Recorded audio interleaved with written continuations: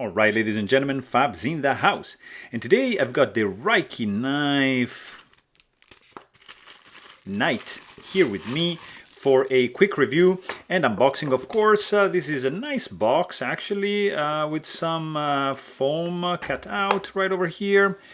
You've got your SKU right over there, and you also have been provided with this Rike knife cloth. Very, very nice. So this is an interesting knife, guys. Look at this. I mean, it's a big boy, of course. This is the Rike Knives Knight.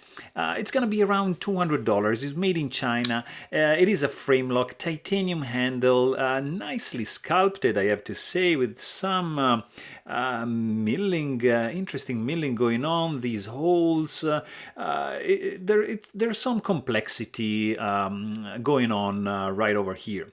If you check the size, this is a big boy. It's gonna be 8.6 inches overall, with a 4.5-inch long handle and 4-inch long blade. This is a big blade.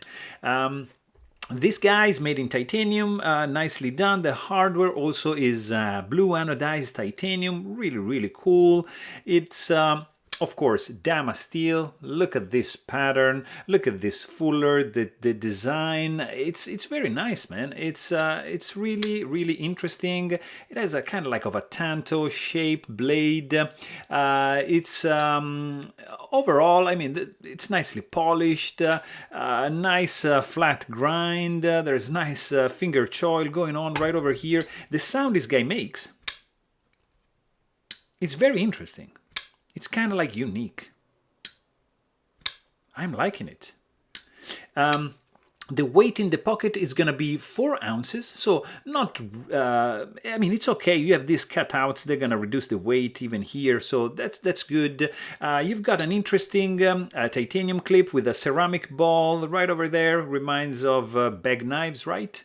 You have a very good overall fit and finish, just a little bit weak detent, nice grip, just a tiny bit of hot spot going on right over here, but overall the action is pretty smooth, guys. Look at this.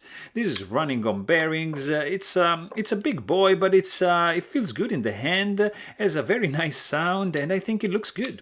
But hey, if you want to know more, please check out my full-length review. And don't forget to subscribe. Thanks for watching. Stay tuned.